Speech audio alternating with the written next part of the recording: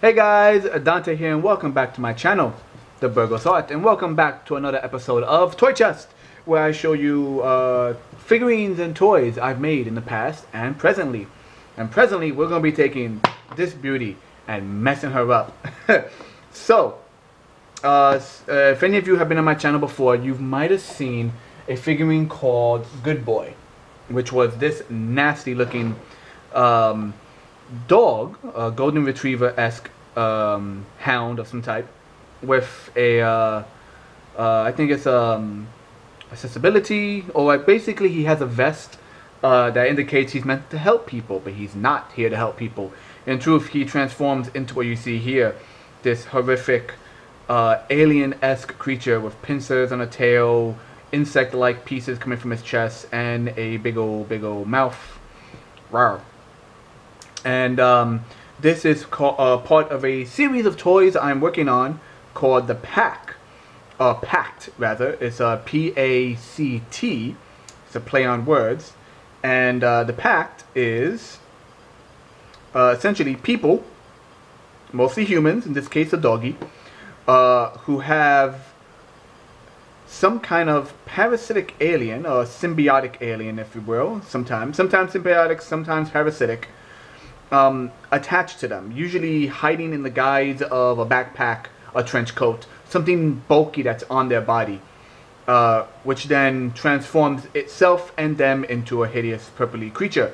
So in this case, he has this little vest with a little handle on top for people who have special needs of any type, and he turns from a good boy into a bad boy.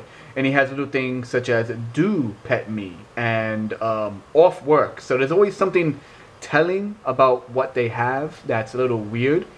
And the whole reason for the whole backpack thing is because, well, it's kind of hard to make a transforming human figurine without, acknowledging the bulk of the figurine. It's the reason why the Animorph toy line was so chunky. So, if that all being said, this is a continuation of the pack. Now I have several designs in mind, but she is our new one. I did sketches for her some time ago. Let's see if I can find the original kind of diagram sketch. Basically, layout sketches. So, these scribbles, which probably make no sense to anyone right now, are essentially her.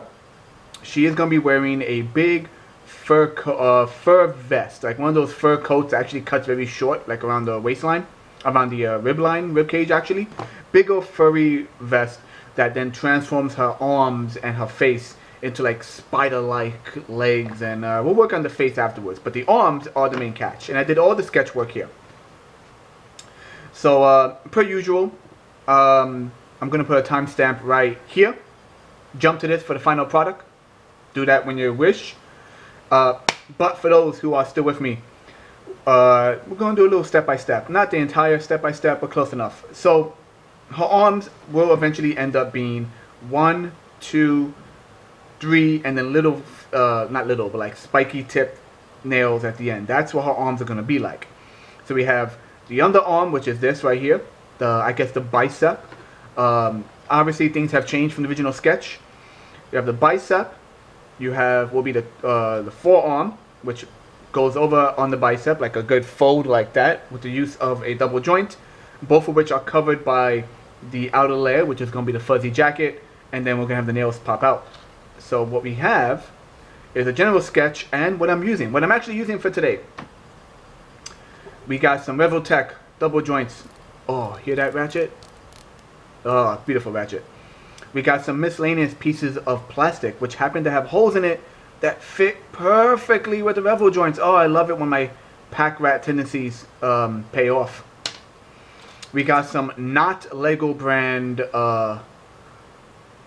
C-clamp joints? C-joints? I don't know what you call them, but they have a nice almost 180 turn. Not 180, almost 360 turn. They go from one side all the way to the other.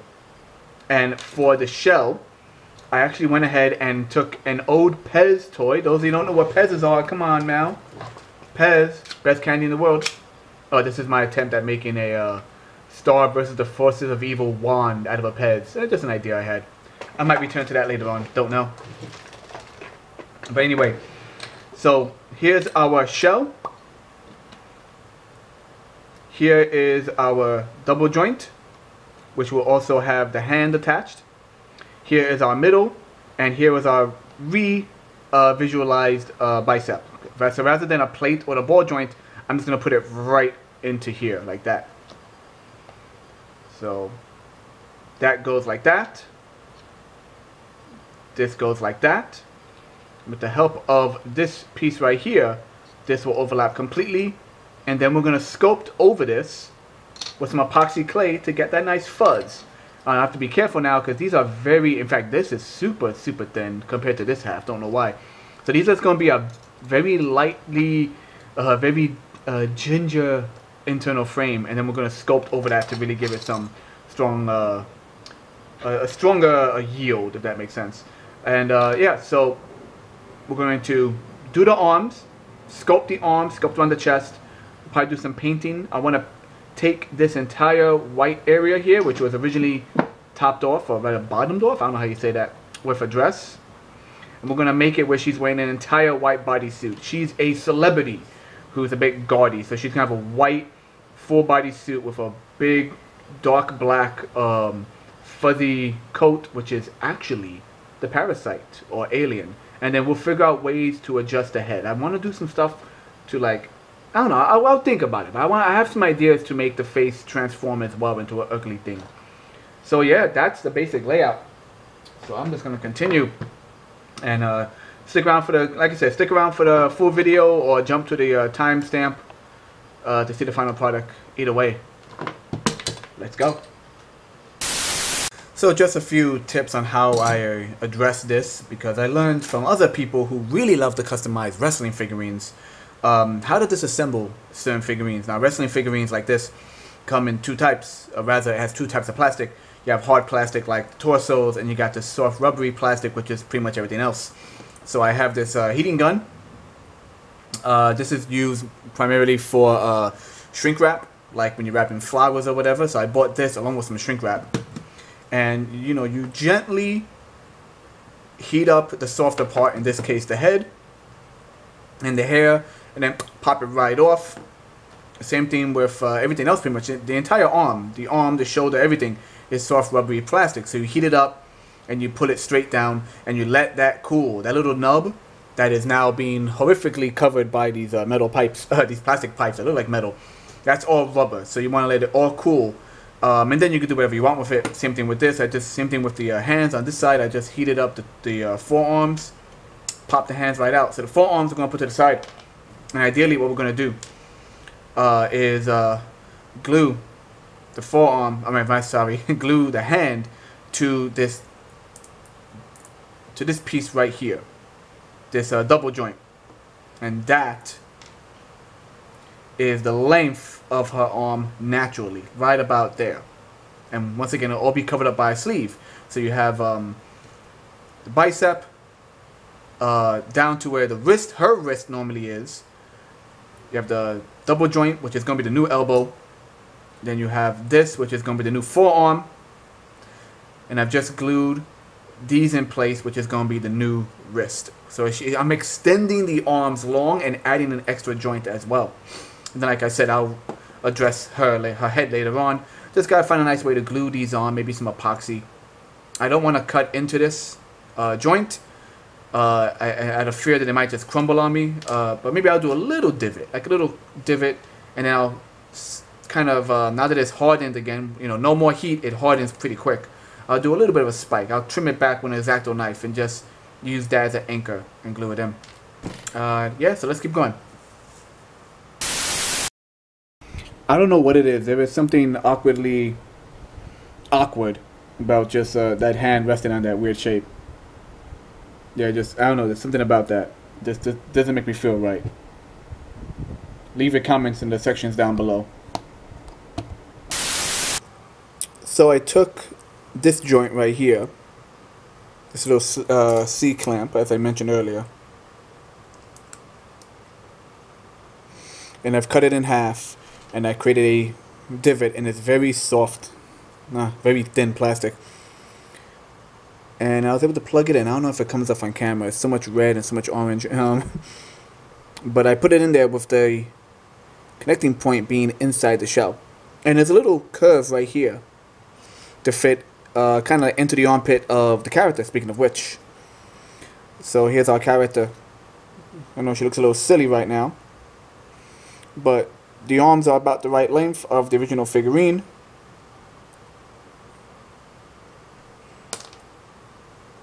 And this will clamp onto that, essentially covering up and giving her sleeves.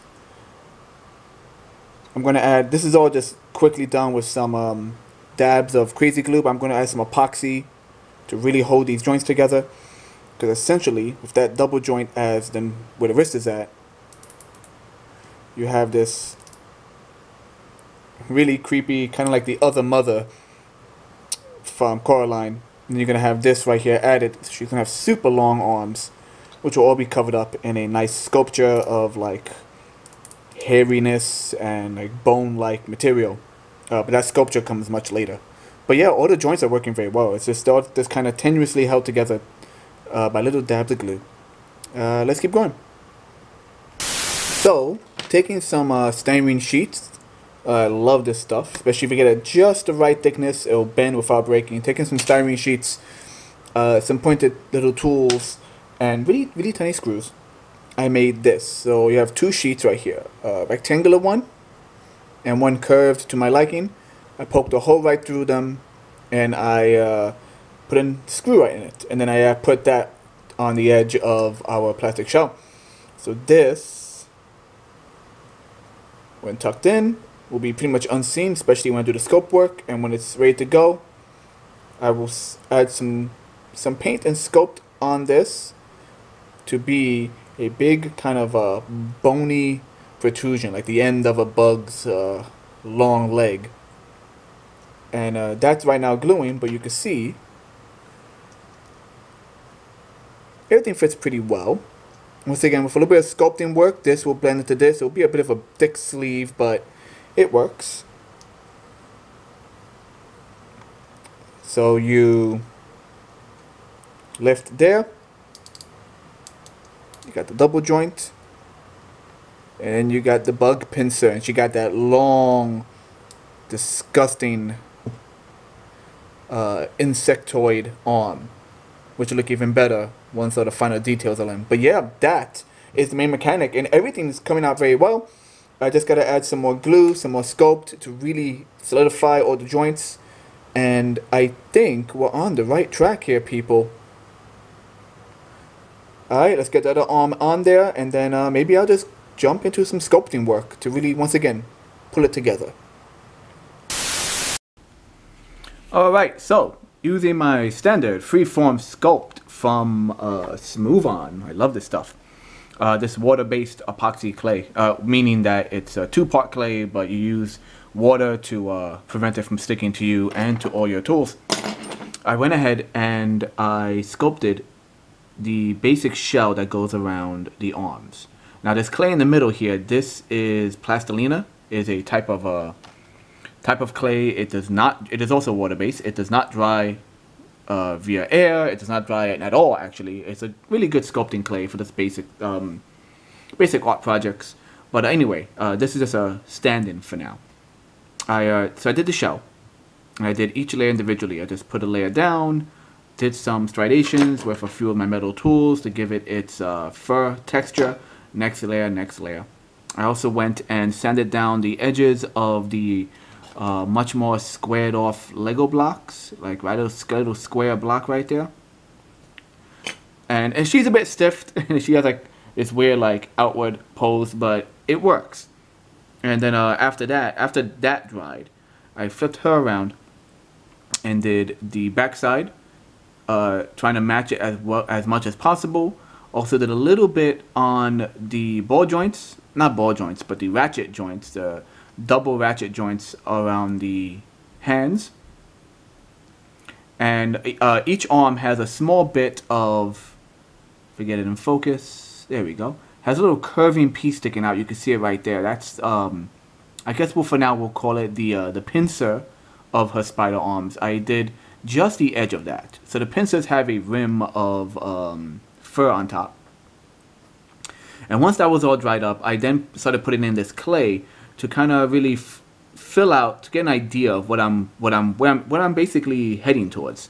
So the big collar around her neck will fill up the kind of gaps around the shoulders. You're still gonna have a little bit of a shoulder exposed.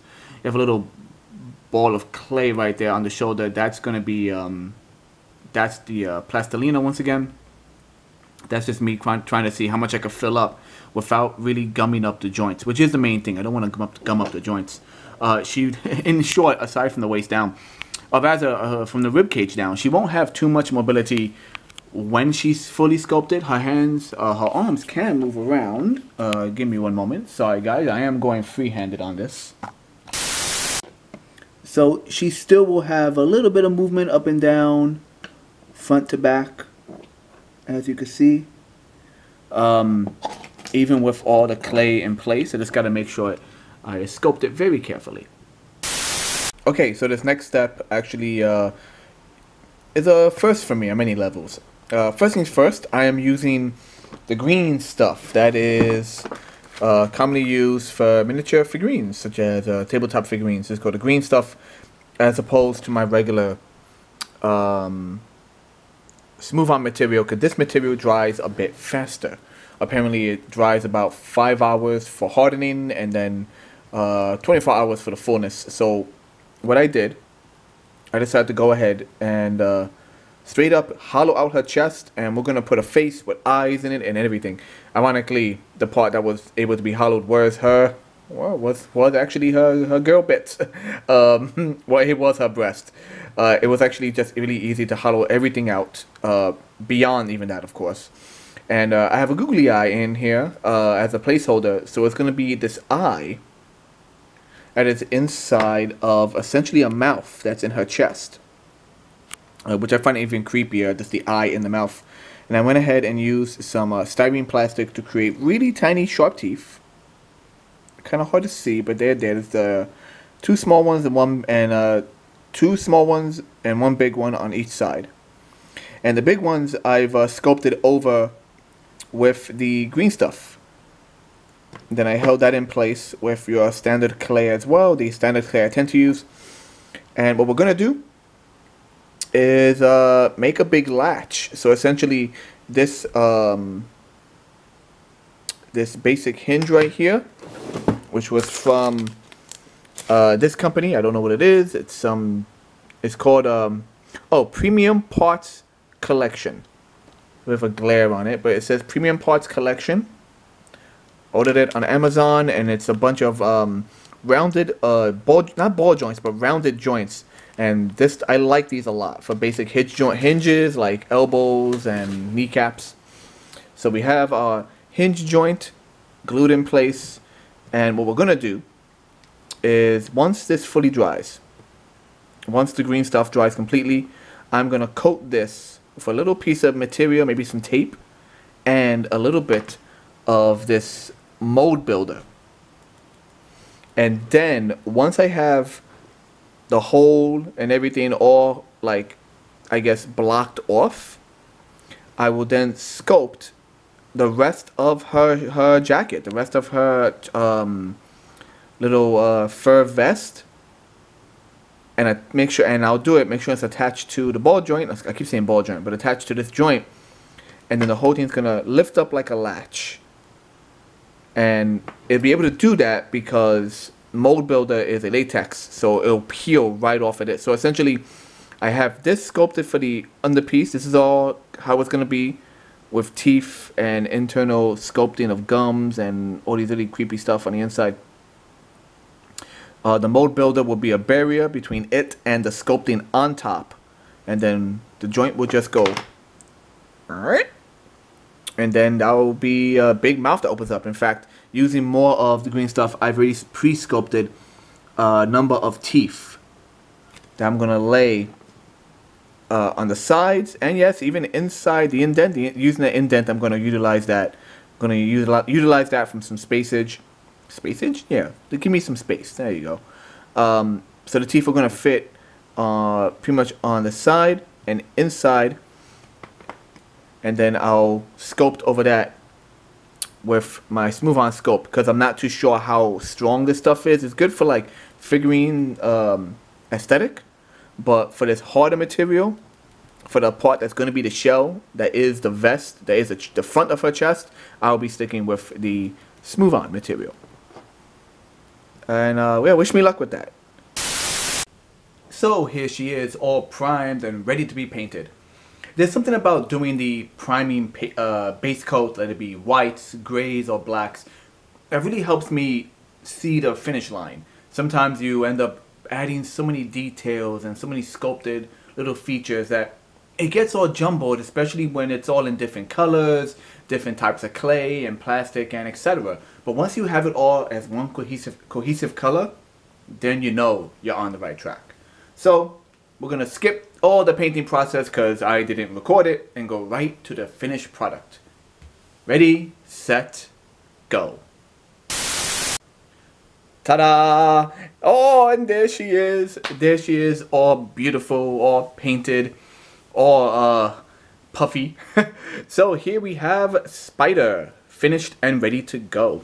Right now she is standing on like a basic figure stand with a little peg in it, but she actually stands, despite the fact that she has gorgeous pink pumps, she actually stands up just fine on her own. I just don't want to have to deal with posing her while we're here in this step. So now that we're at this step, which is the final, let's show her off. So this is Spider. You know, these are all nicknames, not really like, they're kind of like working title names.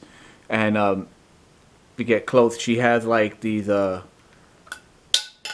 that's the sound of the stand falling. I don't know what you call them, 80s, 90s, 2000s, whatever sunglasses. Those like big square garnet from Steven Universe kind of looking sunglasses. It's a vibrant pink sunglasses that match her pink pumps, and I decided to paint. She has kind of like cheetah spots going down this bodysuit. She is extremely over the top glamorous.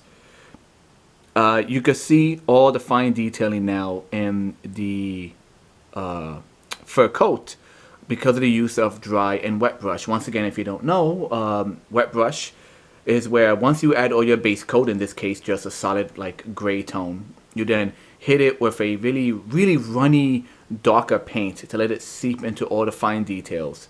And then you go back with a brush that's mostly dry and do lighter details, and that's how you get quick shading. These are really quick shading, and I think it came out very well. The original concept was that she was going to have a beige fur coat, but I decided if she was going to wear white, make it, you know, white and black and the vibrant pink. Basically the figurine kind of dictated the color layout. She already had pink pumps, she already had blonde hair, so I figured beige would not be that good. But anyway, yes, so here she is up close in the front. Here she is from the back, and you can see the sculpted pattern carries over from front to back. She also has a sculpted pattern that carries over front to back, like 3 layers. You can see the wet brush and dry brush really helps bring out the different shades in her curly hair, which was originally just a singular molded piece of yellow. I kept her original skin tone. As for the body, just straightforward, painted over the legs, because the torso was already white. Nothing much going on there. Her torso had little, I don't know how, I don't know if it catches on camera, but the torso did have little dots that were also just painted white. I guess they were meant to be some kind of, I can't think of the word, ornament of some type. There was something sparkly on her dress, but they were all just painted white anyway. So I just painted over the dots pink and then just continued it down the leg. Let me see, now that I don't have the stand. There you go. Yeah, so you don't necessarily need one of these. She actually stands up perfectly fine. Articulation. Practically no articulation in the upper body. A little bit of wiggle waggle, as they say, but not much. Head is sculpted in place because of the high collar. She still has her waist movement. She still has her hip movement. All the joints are still there. But because, you know, it's painted white over a rubbery skin tone plastic, I don't want to bend and pose her too much, because then it might show some scraping. But it actually holds out pretty well. You don't have any major scraping inside the knees. That's always the bane of my existence, trying to get the paint to stick everywhere. But yeah, she has all the articulation on the original figurine, with the exception of the waist up. Now, of course, after all this work, you guys are not here. Oh, come on. Come on. There you go. After all this work, you guys are not here just to see her as a regular person, even though she does have a spectacular body. I mean, look at that. Look at that tuchus. No, you're here to see her transform. So let's do that. Let's do it. Let's start with the arms. Arms. The entire length of the arm folds upward on a basic hinge. You have this spike, which also hinges out, and ooh, love those double ratchets. You have double ratchets with the hand just hanging there. And I also sculpted a little bit of the fur around the arm, around the hand itself, to kind of give it like this weird, like it's just kind of a hand sticking out from the elbow. Okay, that's one side. Other side. And then, last but not least, there we go, jeez. Last but not least, the great reveal. Now you probably can't see it, but right in there, a little round spot is actually a gray joint, like a little hinge joint. I was able to hide in there. And with just the right amount of sculpting, oh, there's the reveal. There is, oh, look at that. There's the mouth with the eye inside of it. So you got the 1, 2, 3, 4 fangs on top. You got little tiny fangs on the bottom. There's a lot of shading coming on. Let me see if I get like a flashlight to get right in there so you guys can see what we're working with. Stand by. Yeah, because I have a top-down light, so it's not kind of hard to see. Focus, there we go. It's more of a blue light, but so she has one big eyeball, that big black eyeball set right in there, and then it divots on both sides, like the gullet. You can see the gullet of the character going all the way in. And yeah, that right there is Spider. So color and articulation. All the inside colors are usually shades. When I do these creatures, there's shades of like purples and pinks. I went more purple here to contrast the vibrant pink. So you have this purple stem over here with the hair on the back. A solid purple limb here. Then you have pinkish. That goes from pink to purple to white. Kind of indicating like a bone protrusion from like a fleshy inside. And you notice all the light pinks are the joints. Kind of like fleshy joints, while this is like a purple is more of a exoskeleton. Articulation, well, you already know that now that the arms are free, now she actually has most of her elbow, shoulder articulation, not elbow, shoulder articulation. Still a little bit of hindering with the sculpt, but not as much. Double hinge, hinge, hinge. These actually also rotate, so you can rotate around and around. That was just a happy accident. Same thing here. So she can actually like bring it forward like that. The mouth is just on a base hinge. So it just kind of goes up and down, closes up and down. And once again, all the movement of the body. So let's do a quick pose and see how she looks. And there you go. So you have like, you can get some nice poses with the arms coming out in different directions. You could, you know, stand her in certain ways. Once again, she's on a stand right now, but she can actually stand pretty dang well, even with these heels. I have to give props to the original guy who sculpted this, 3D rendered it, whatever, because they managed to make those heels work. And yeah, that is Spider in all her gruesome glory, her beautiful gruesome glory. Let's turn these in. And that's, yeah, that's it. Just wanted to get a nice little video out finally because she is way overdue. And she has a big brother coming up shortly. So stay tuned for even more videos regarding the Pack, this horrible series of transforming parasitic creatures and humans alike. I will be uploading still images of her on my Instagram, but you'll probably get more turnaround images over on my DeviantArt, both of which are underneath the Burgos art. As always, if you want to see these as I'm making them, the literal work in progress, that is strictly on Instagram. And if you just want to see me ramble on, check me out on Twitter as well. And once again, guys, this is Spider, and I am Dante. Like, favorite, share, subscribe, and all that good stuff. And I'll see you in the future. Later. If you liked this video, be sure to check out my other works on my YouTube channel, and also be sure to follow me on these social media websites, linked in the description down below.